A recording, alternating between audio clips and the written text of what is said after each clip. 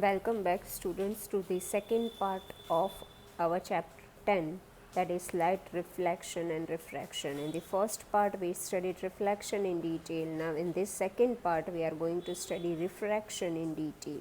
So let us start with the lecture. Students, let us start our lecture with an interesting activity. Take a vessel which is deep from inside and put a coin in it. Ask your friend to observe the coin. He will say that coin is not seen clearly as the vessel is deep. Now pour some water in the vessel as shown in figure and again ask your friend to observe. Now he will say that coin is seen clearly after pouring water in the vessel. Why it is happening? It is happening due to refraction of light. So let us see what is refraction of light and why it is happening. First of all, let us see what is refraction. The phenomenon of bending of light when it travels from one transparent medium to another transparent medium is called refraction. So, whenever a ray of light is traveling from one transparent medium to another transparent medium, it bends at the surface which is separating two media. Here you can see that it is bending, a ray of light is bending at the surface which is separating two mediums, that is media. Now question may arise, why it is bending? It is bending due to difference in velocities of two mediums. We studied in nature of light that light travels with maximum speed in air and in other mediums its speed decreases depending upon the type of medium. So we know that light does not travel with same speed in all the mediums. When it travels from one medium to another medium, its speed is changing, and because of this change in speed or velocity, it is bending, and this phenomenon of bending of light when it is traveling from one transparent medium to another transparent medium is called refraction of light. And students, also you have to remember that it will bend only at the surface which is separating two media. Why? Because at that surface only there is change in velocity is there, and because of this change in velocity only it is bending. Students, another activity through which you can study refraction of light is take a glass vessel and fill it with water, 3/4 with water, and put a pencil in it in a slanting manner. When you will observe the pencil, you will see that it appears as if it is broken at the surface which is separating air and water. Why it is appearing as if it is broken? Because ray of light is bending over there, because there is change in medium. It is traveling from air to water, and there is difference in velocity of air and velocity of water. Therefore it is appearing as if it is bent, but in reality it is not bent. So through this simple activity you can understand refraction of light more clearly. Next topic is laws of refraction of light. First law, the incident ray, the refracted ray and the normal to the interface of two transparent media at the point of incidence all lie in a same plane. Second, the ratio of sine of angle of incidence to sine of angle of refraction is constant for a light of a given color and for a given pair of media, and this law is known as Snell's law of refraction. If angle of I is the angle of incidence and R is the angle of refraction, then sine I upon sine R is equal to constant. Now students, sine is a trigonometric function which you have studied in trigonometry, or you are going to study in trigonometry. I is angle of incidence and R is angle of refraction. So if you take the ratio of sine I upon sine R, it will be constant, and this constant is the refractive index of the medium. So now we are going to study what is refractive index. Before studying refractive index, let us try to understand second law, that is Snell's law, with the help of this diagram. Here you can see that a ray of light is traveling from air to glass, and since it is traveling from air to glass, it is bending at the surface separating air and glass. A normal is drawn at a point where it is refracting, and the angle made by incident ray with the normal is called angle of incidence, and it is denoted by I. and the angle made by refracted ray with the normal is called angle of refraction, and it is denoted by r. Now according to Snell's law, sin I upon sin r is equal to constant, which is equal to the refractive index of glass. So let us see what is refractive index first of all. Now students, you know that whenever a ray of light is traveling from one medium to another medium, refraction of light is taking place. But how much refraction is taking place? If you want to know, then it can be known with the help of the parameter called refractive index. So refractive index is a parameter which gives us the extent of refraction of light, and it is denoted by eta. The symbol of eta resembles to n. So refractive index, this is a measure of how much light slows down when it goes into a new medium, which means that it gives us the extent of refraction. The formula for refractive index is speed of light in vacuum or air to speed of light in given medium. Let us try to understand refractive index more clearly. Refractive index can be categorized into two categories: absolute refractive index and relative refractive index. First of all, let us see what is absolute refractive index. Whenever a ray of light is traveling from air to any other medium, which means that during refraction, if one of the medium is air, then the refractive index of the second medium which we are getting is absolute refractive index, and it can be defined as ratio of velocity of light in air to velocity of light in given medium. Velocity of light in air or vacuum is denoted by c, and let the velocity of light in given medium be v.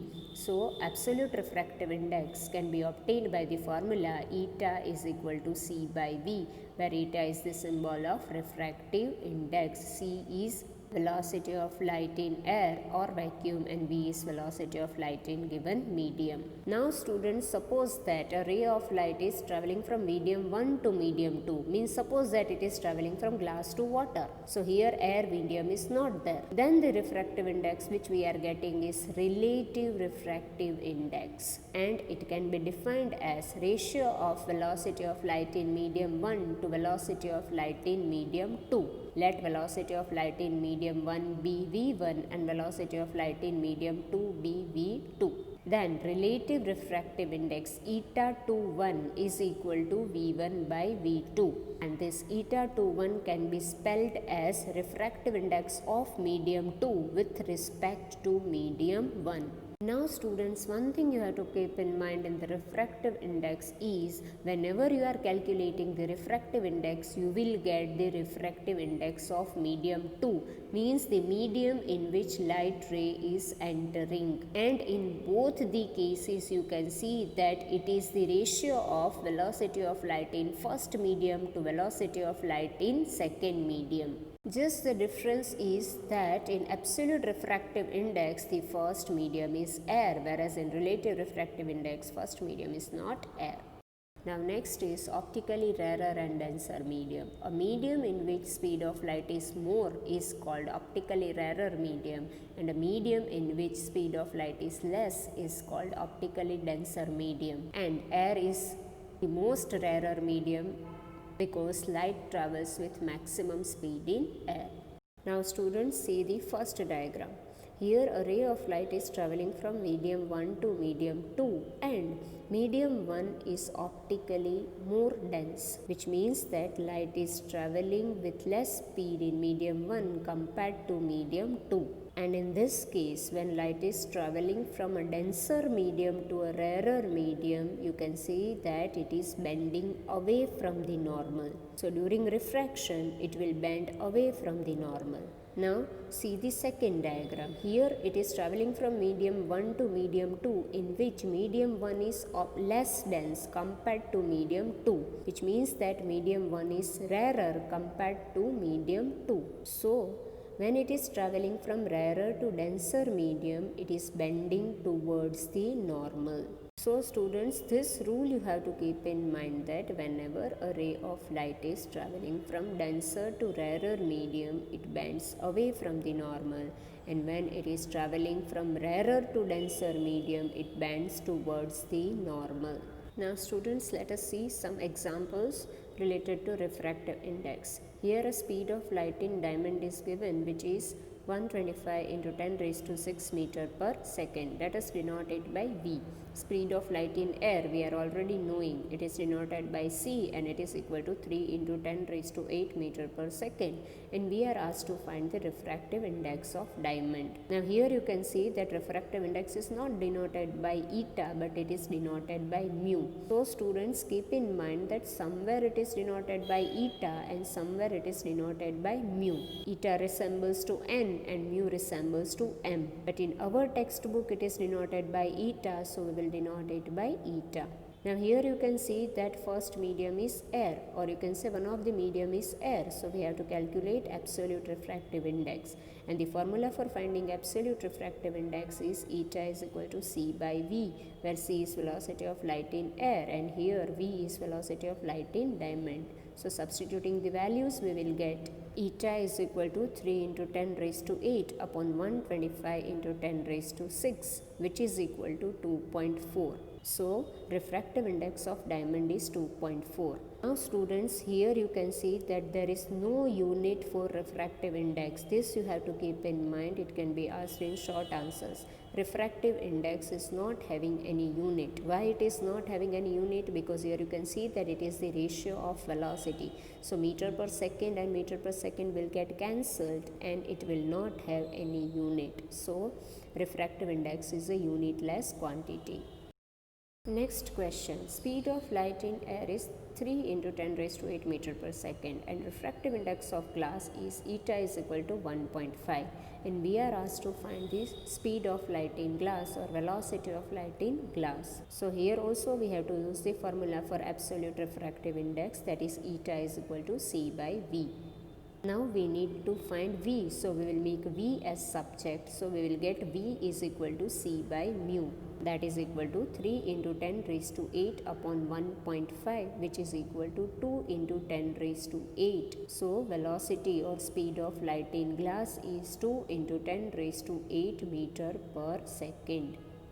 Now students, we are going to study very important topic, that is refraction of light through rectangular glass slab. So first of all, here you can see that in the diagram a rectangular glass slab ABCD is shown. Now when a ray of light is getting incident on this glass slab, it is refracted by two parallel refracting surfaces, that is AB and CD, which means that when a ray of light is incident on this glass slab, it will get refracted two times. First it will get refracted by AB and then it will get refracted by CD and then it will come out of the glass slab.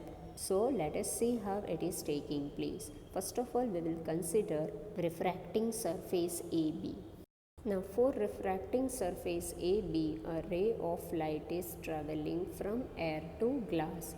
So first medium is air and second medium is glass. So we can say that it is travelling from rarer to denser medium, because air is rarer compared to glass. Now here in the figure you can see that PQ is the ray which is incident on surface AB, and Mn is the normal which is drawn at the point of incidence. Now since it is travelling from rarer to denser medium, it will bend towards the normal, and you can see that EF is the refracted ray for surface AB. Now this refracted ray EF from surface AB will become incident ray for surface CD, because you can see that it is getting incident on surface CD, and normal M dash N dash is drawn at the point of incidence. Now for surface CD, a ray of light will be travelling from glass to air. So it is travelling from denser to rarer medium, and since it is travelling from denser to rarer medium, it will bend away from the normal.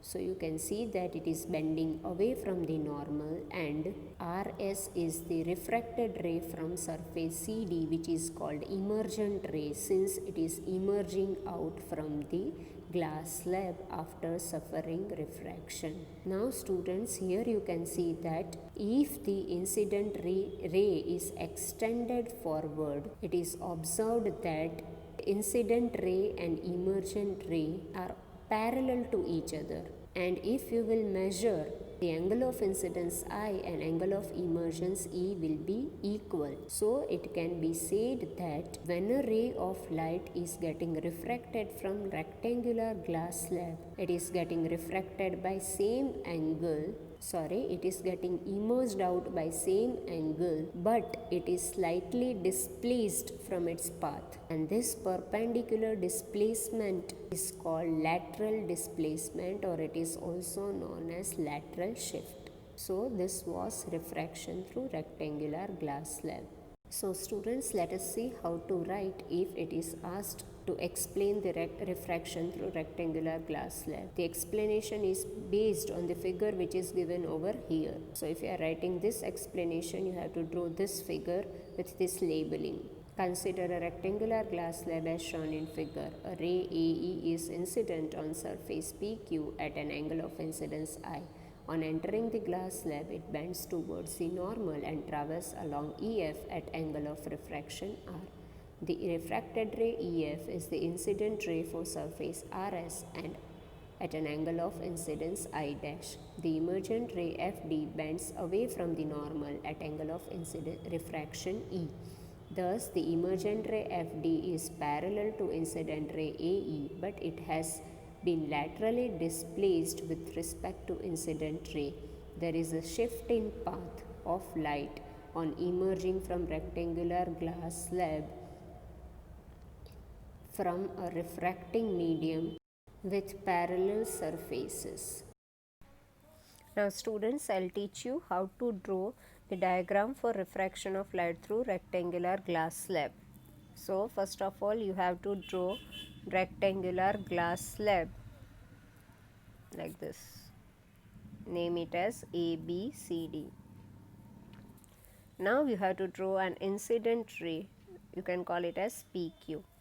Now here you can see that this is known as point of incidence, where it is getting incident to surface AB. A normal is drawn at this point of incidence. Now it is traveling from air to glass, that is rarer to denser, so it will bend towards the normal. So this is your refracted ray. An angle is formed between normal and incident ray, which is called angle of incidence, denoted by I1, and an angle is formed between normal and refracted ray, which is called angle of refraction, which can be denoted by R1. Now this refracted ray for surface AB is the incident ray for surface CD. So this is the point of incidence for this surface, and a normal is drawn at the point of incidence. Now this ray is traveling from glass to air, that is denser to rarer medium, so it will bend away from the normal, and this is the refracted ray, and since it is coming out, that is emerging out of glass slab, it is called emergent ray, and it is denoted by E. Now here you can see that if I am extending this incident ray this way, then you can see that this emergent ray and the incident ray are parallel, and the perpendicular distance between this emergent ray and the incident ray is called lateral displacement. And when you will measure the angle, this angle and this angle, that is angle of incidence and angle of emergence, will be same. So students, this way you have to draw the diagram of refraction of light through rectangular glass slab. So with this we conclude our lecture. In this lecture we studied what is refraction of light, we studied laws of refraction of light, and we studied in detail about refractive index. We solved some numericals related to it, and the last topic which we studied is refraction of light through rectangular glass slab. Students, this chapter is very important, so prepare it well.